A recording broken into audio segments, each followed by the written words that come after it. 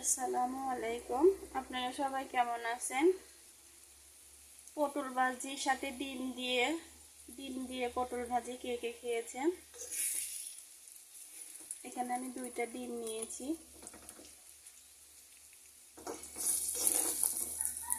এখন আমি ভাজির সাথে মিশিয়ে নেব।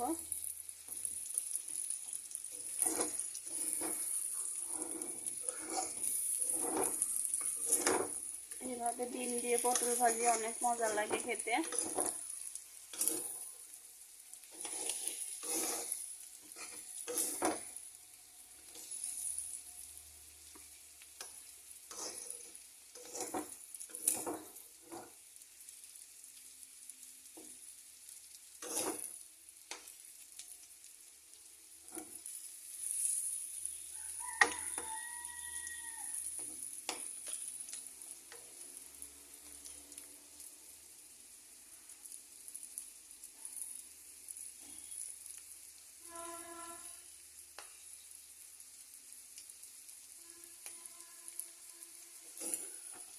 ডিম দিয়ে পটল ভাজি এভাবে অনেক মজা লাগে খেতে।